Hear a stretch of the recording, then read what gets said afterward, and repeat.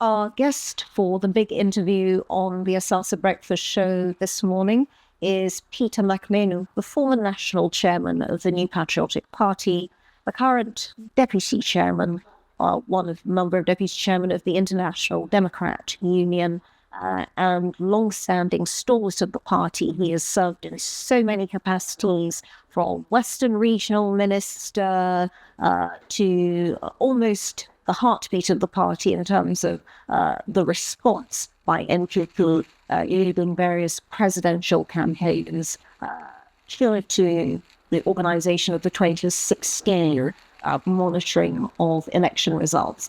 Peter Mac Manu, thank you so much for joining us again on Asaase. It's a long time since we had our conversation pre-election for Asaase's Sunday night. Now, in the aftermath of the 7th of December, an election that produced, one could say, a momentous result that not everybody was expecting. Your general view of the scale of what seems to have been a collapse in the NPP vote? Thank you very much, Nanaya. First, I was the regional chairman for NPP in Western Region, not the regional minister. Outside. So I've done party work throughout. I didn't become a minister yet. The voters have spoken, and as a Democrat, I respect the views of the voters. Nonetheless, that was not my expectation. But once they have spoken, we need to accept as our presidential candidate, gentlemanly did, and look at what went wrong, such that our expectations were deferred. Reorganize our rebuild and look up to the future to recapture in 2028. I think that generally, if you look at the numbers, and I keep saying to NPP all the time, or anywhere I've been to, that election is a game number. It's a number game. So we should always be looking at the numbers and how they play out. We went into 2016 with a different number, though the numbers increased in 2024 with additional 773,000 plus registration that was done in 2024. Yeah. But even then, I kept saying that number would only be about 5%. So we must rely on the existing 95% and look at how it plays out and how we can contact directly the voter. The voter is the heartbeat of any election. So your ability to reach him or her directly as we are seated here gives him some amount of respect, and for him also or her also to be able to voice out what is in his mind and why he thinks you will or will not be a good candidate. Those responses or interactions are very critical for getting the voters to back you, which means you have shown them their respect. And I have a booklet on the Republicans that they wanted to vote you single voter in the United States. So what are we doing here? We tried, because we had the register, we have it with pictures, we have it with, especially if you go to the small communities, they know themselves. But if you come to a place like Lenjekuku, there is an electoral area they call Okoa-Jemfra. Okoa-Jemfra electoral area, which has one assembly person, has a voter population of about 33,000. So it's huge. So if you want to win, and it's more, 33,000 is more than some constituencies, though it's one electoral area. So if you want to win a place like the Jekuku, you cannot sideline Okwaijamfat electoral area with population of about 3,000. I'm saying this for us to appreciate how it is a number game. And once you get the majority of the numbers, the EC will declare you the winner. We did that. But our voters, or our base, our supporters, who voted massively for us in 2016 and 2020, did not come out to vote. Why? And as I said earlier, globally there have been some economic malaise, and incumbent governments are paying for that. But leaving aside the business of external factors, Mr. Mac Manu, what you said earlier on seems to imply that there was some failure in terms of the way the party engaged with voters. You spoke about the need to do one-on-one. Most political parties would say the way you achieve that is by doing door-to-door campaigning. We saw an awful lot of very impressive rallies addressing large numbers of people, but it seems as if the work that should have been done by local parties, getting to know the constituents in a particular area, and as you said, forming that relation with them, didn't take place. Are you discouraged by the current state of, I know it's a very varied picture nationally, but are you discouraged by the state of local organisation, the NPP at local level, and the way it organises? First of all, the campaign team, I chaired the electoral affairs of the campaign. And in that regard, I was attending the national campaign meetings as chairman of the electoral affairs committee.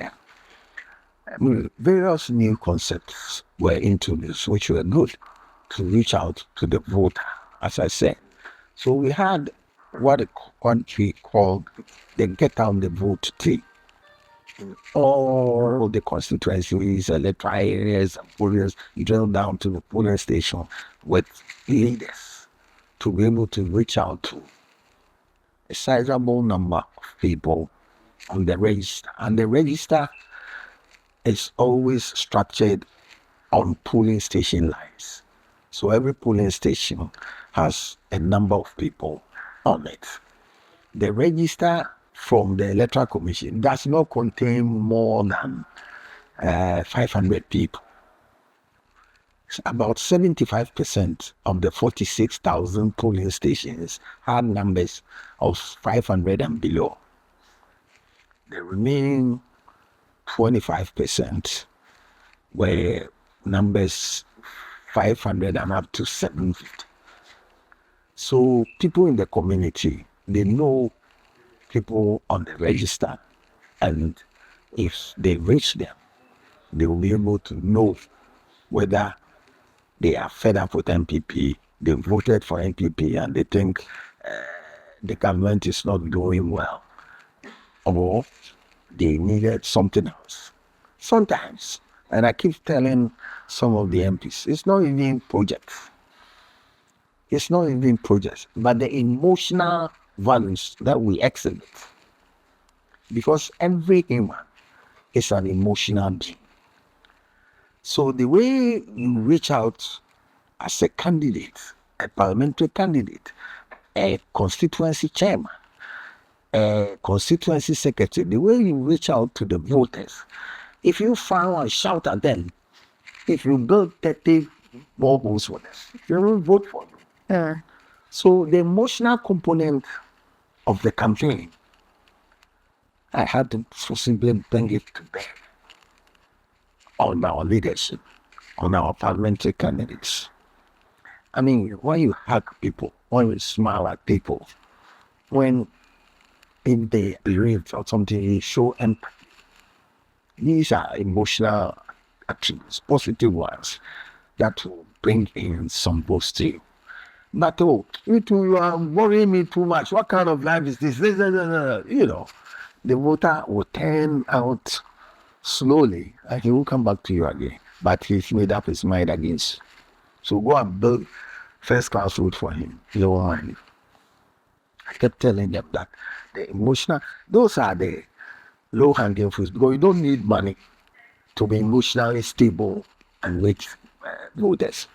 So sometimes when the PCs come to me, they will start with, "Oh, Chairman, our road here is no good. Try and contact the regional road contractor, the borehole." I say, eh. So that's your thinking. And you go and shout at your voters that they are worrying you too much. We want water, we want this. That will cost you the votes. Even if you got the votes and they can share this. So I think that we try to bring all these combinations into the campaign, in effect, to get the voter to be the heartbeat of the campaign and the voter to be appreciated. Oh, they just came to my house. I had the opportunity as a volunteer with the Moderate Party of Sweden to do house to house, door to door. And sometimes when you knock at the door, they ask, "Who is this?" "Oh, please, I'm from the Moderate Party." "Oh, come in. Can I give you coffee?" "Oh, I just voted yesterday. I voted for Moderate." You know. But you go to knock at door. "Who is this?" "Oh, Moderate Party." "God, I don't need you here." You see, you should be able to train your canvases, how to meet all these exigencies. It's a kind of, as you say, it's a sort of emotional intelligence and bonding of the individual voter, making them feel like you care for them, you're interested in their concerns. In the immediate aftermath of the election of 7th of December, though, there's a whole host of reasons that is the reason for why our voters, the party's voters, stayed at home. Everything from discontent and that sense of emotional disconnect that you mentioned earlier on, to the suggestion that there are party executives, particularly in urban areas, not just for reasons of the numbers involved, the numbers of people they have to reach out to, but for reasons of the professionalization of politics, people call it. So people who don't even live in the area being recruited to a particular part of, say, Accra or Kumasi with a very specific culture, not really knowing the people, not really understanding the place. They go in there to do it as a job and therefore aren't able to engage the people in the way the party would ideally like. Looking at the many things that have influenced the way the vote played out, in some places, an NPP person deciding to run as an independent, splitting the NPP vote. What would you say, moving forward beyond the election, you think the most important things the NPP will have to do are? Thank you very much, Sana. A Queen Mother in Western region sent me an audio message. And she says, many people did not go out to vote because of the way your delegate system worked. The polling station executives who constitute the delegates to elect a presidential and a parliamentary candidate were giving money. He says the money you give them, they will go and display it to the ordinary voters. And the ordinary voters realize that, so we, in general elections, we go and vote. You don't appreciate us. And these delegates are giving this kind of treatment. So the Queen Mother, was advising me that we should cancel the delegate system. That's coming from a party person. I think it's something we have to look at. Okay.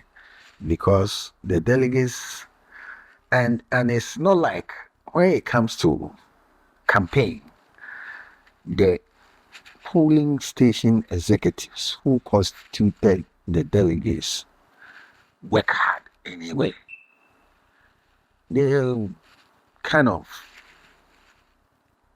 don't work that much as is expected of them. So the grassroots, where the party or where the voters are, there comes a disconnect. And the voters feel that these people have cheated them, because at the end of the day, in the general elections, we are all going to cast a ballot as against them electing a candidate, be it presidential or parliamentary or even constituency chairman, and taking huge sums of money. So those are areas that the party will also have to look at, such that our core members will not feel that they have not been treated well. So call for fair treatment all round between the people who are just turning up as the core followers of the party and the people who have professionalized it or otherwise, but are the connection between the party leadership and the ordinary voter. Backtracking a little bit to the actual events of the 7th of December.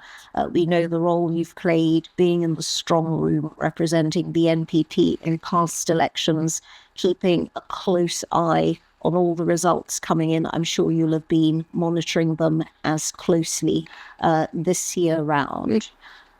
Looking at how the election has left the electoral map of Ghana, with seas of green, NDC, and tiny glimmers of blue, the Ashanti region, the Eastern region, and the Northeast, just.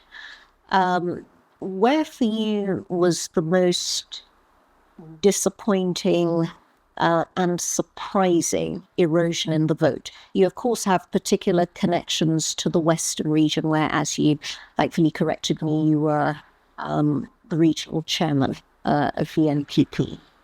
Some of the results very well shocked me. I had been in the Western region, I think 3 days to the elections. I had been there for about a week.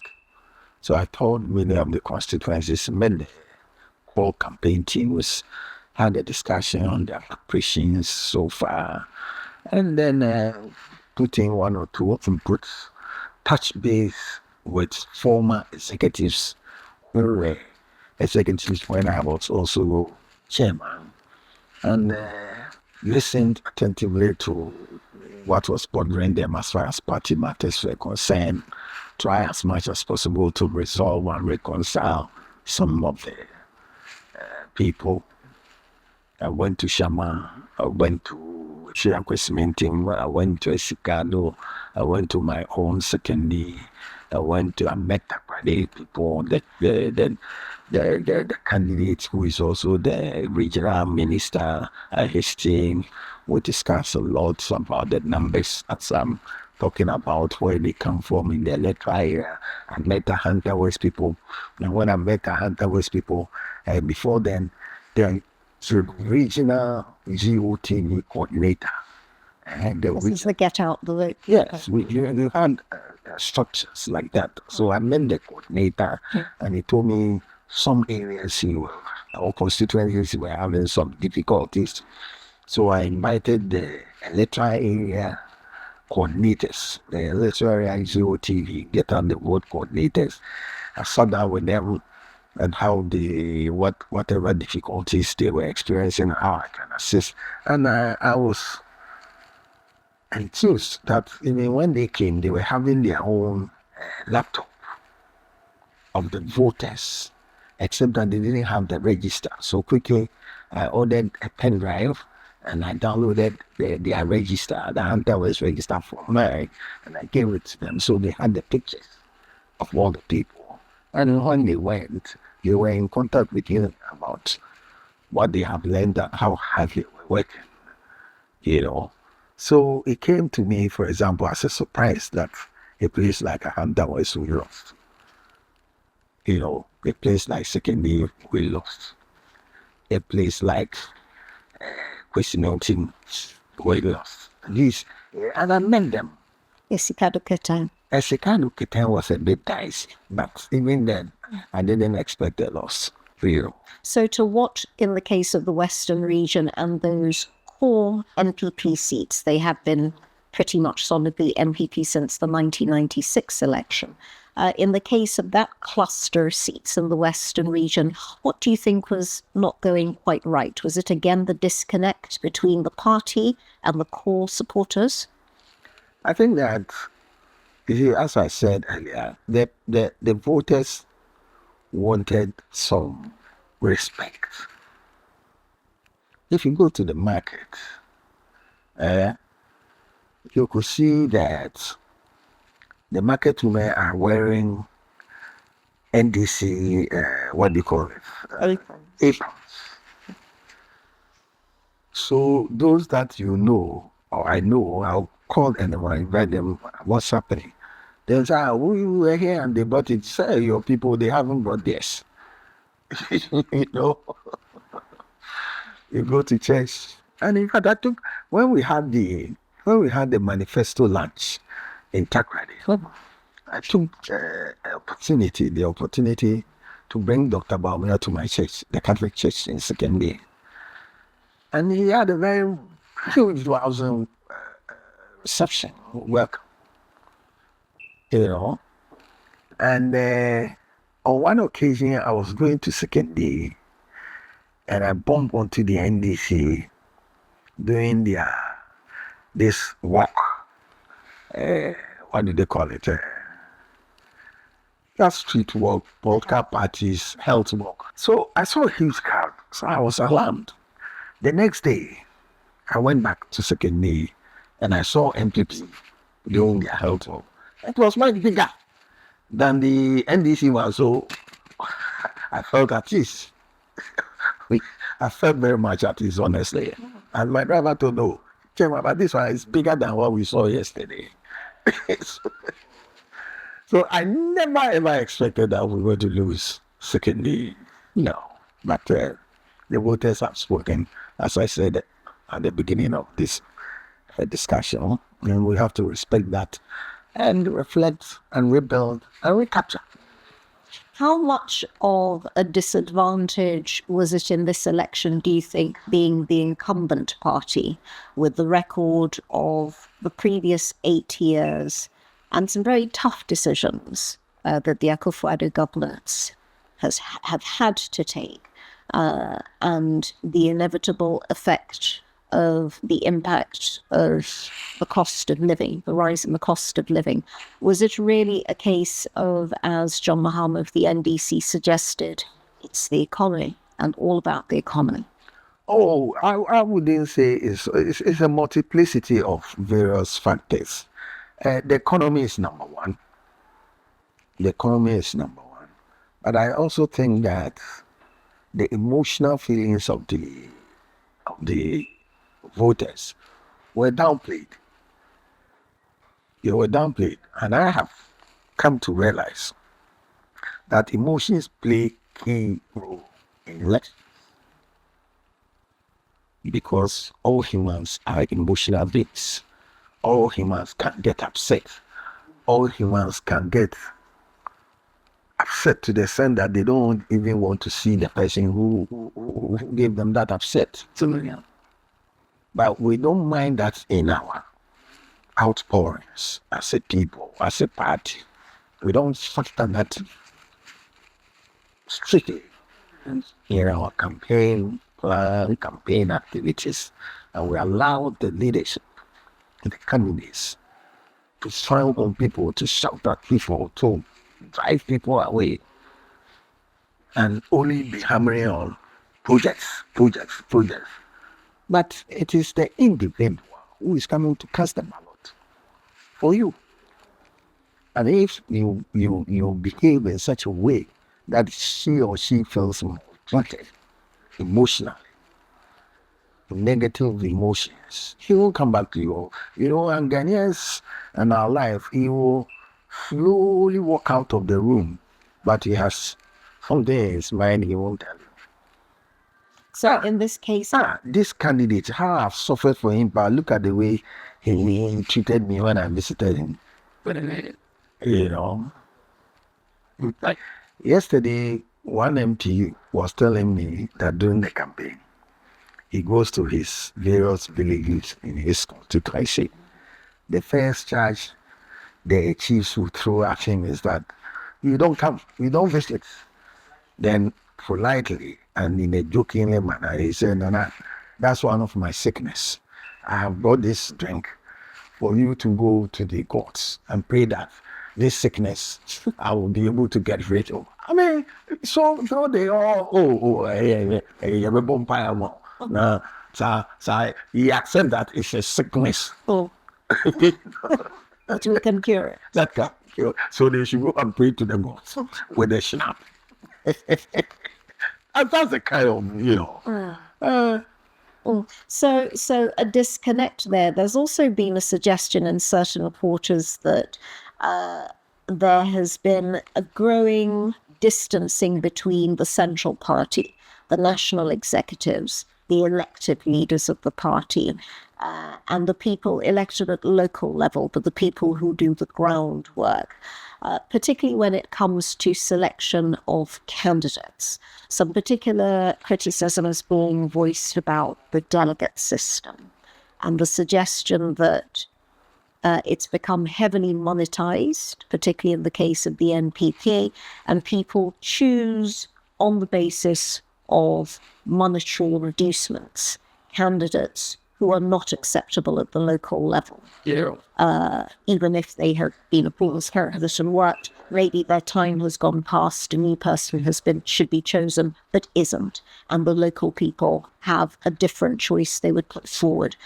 How far do you think money polluted the waters for the NPP in this past election? I think that Africans, Ghanaians in general, we appreciate gifts, however small it is, because it is when they used to say, the little you give me makes me believe that you think about me. You see, the little that you gave me this morning makes me believe that you think about me. It is good for the voter to know that we think about him. Has also the emotional aspect we have been discussed. But that cannot override what the representation of People's Act says about bribery, treatment, and etc. as an offense. Okay, so it becomes very dicey. There was a huge protest, for example, about in Asaase West Wagon, Lydia Almasa, presenting small packages of food to people during the special voting exercise. Did that sort of thing count against NPP? I think so. Because it depends on the community.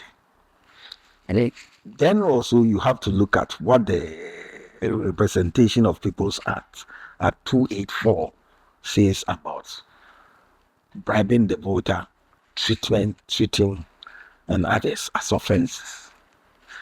But you see, the timing is also important, either before or after. If they finish voting and you are giving them food, there's nothing wrong with it. But if they are in the queue and you are giving them food, then it means you are trying to influence, to treat them, to influence them on how to cast their votes. I remember, what's his name?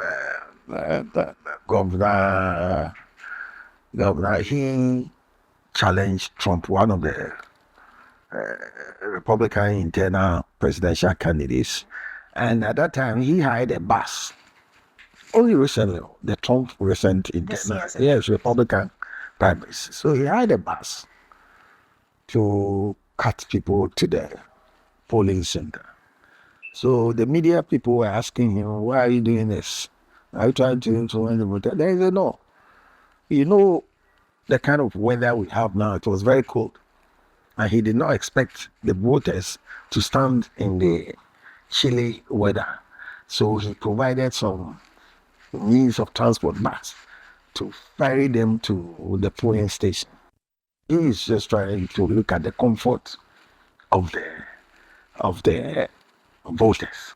would anybody be able to say that to the Ghanaian journalists that they will accept? So the culture and the environment you live in is also important. It's important. You know, if Miss Alasan's, I watched the video. I didn't see her in person giving food item to anybody. Maybe either they were her supporters or not. But propaganda played a key role and diverted the whole thing on her. That she's been giving food and then the media will pick up. And I think it affected her in the general elections. Because this was the special vote. Okay. So it had effect on the general election.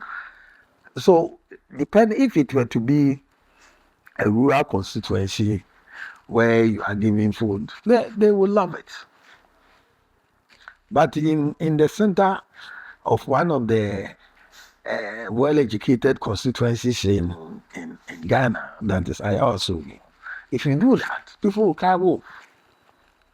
That's what happened. But I think we must blend it and be able to stay within the confines of the law. Otherwise, we give ourselves out for ridicule, which shouldn't be the case. Talking of playing things by the rules, to call back to the business of the election, the aftermath and dealing with the fallout. You, of course, were the keynote speaker at the press conference held on Monday in response to the question of the handful of seats, 12 seats in particular identified by the NPP, where you say declarations of results either were illegal or there was no declaration of result, that they're hanging in the balance. The EC announced 9 in the immediate aftermath of the election. You are challenging the findings in the case of 12. The suggestion is that the party, in keeping with its own traditions, your respect for traditions of organizations like the International Democratic Union, are playing things very much by the rule book. And are not going to resort to the language of dogs of war in the street. But there must be ordinary individual NPP party workers, sympathisers, whose businesses have been trashed. We've seen schools burned. We've seen Catholic priests beaten up in Inquanta. People who feel like they are under attack. What is the party's advice and response to those people whose lives have been directly affected? 4 people have died. At least 4 people have died. It is a shame to us as a country that having gone into an election peacefully and the presidential candidate of the ruling party, we are ruling. Our candidate comes into the open and speak to the press that he has considered defeat based on his own internal collation, and then goes ahead to congratulate the former president of the opposition party after winning. What a beautiful sight. And we could not contain this in spite of the congratulatory messages from the Commonwealth observers, the African Union, etc. And pockets of parliamentary elections and degenerate into violence and chaotic situations that people are killed, like in Tepa. It's a shame. I do not think we should allow this to go. And we must bring this to the attention of the president-elect and his team, which we did. Forcibly at the press conference, we've gone to meet the IGP as well. We've met the Ghana National Peace Council, and we are going to meet the international community today on these matters. So we want peace to reign, for governors to continue. But it looks like our opponents, you have won the elections. Why are you destroying them with terror? And I thought, my thinking was that, or is that, every election must see an improvement over the previous one. In 2004, in the Pro constituency in the then North region, King David Amoa, the candidate of the new Patriotic Party, was declared the winner by the returning officer of hell broke loose, the coalition center was bent, and Dr. Afarijan had to move the recoalition together. And King David Amoa's win was reversed and given to the NDC candidate after he had picked the resources from the agents, because the entire coalition office of the Electoral Commission was bent. So why come that we are not able to improve on this as a people? And that's something I just cannot understand. Elections will come and go. And like I said, nobody should think that a party will be in government forever. I did not think that for MPP anyway. I did not think that for MPP. And as far as the global perspective of parties staying in power forever, if you put the communist countries aside, a key example is Mexico, where a party was in power for 75 years, but ultimately they were kicked out of office. So me, one person who don't think that political parties are born to live power, unless you go the military way, like we have in other juntas where they proclaim themselves as forever presidents and all that. So you can take the philosophical long view, sir, because you're seasoned in politics. You've seen governments come and go. You've been through this cycle a few times over. Very hard for the individual voter or sympathizer who feels under attack and feels vulnerable and exposed at the moment, particularly with people determined to make it clear that they are the new force in the land. Moving forward with the exercise that you've spoken about elsewhere, the need to listen to what the party and the country has said and will continue to say to NPP, and the need to rebuild. How do you think the process of analysis of went wrong should take place? Should there be some kind of national conference for the NPP? Should it be cell to cell, electoral area to electoral area? How is the NPP to rebuild? From time immemorial, NPP has always done a review of elections, whether we won or lost. And I recall very well that in 2004, we won under President Before, but I was lead chairman of the Election Review Committee. In the same vein, last year, though we won, that is at the last election to 2020, a committee chaired by Nana Osafo to review the elections. Equally, when I was the national chairman, we lost the election. I also constituted the Heyman Committee to look at factors that led to our failure.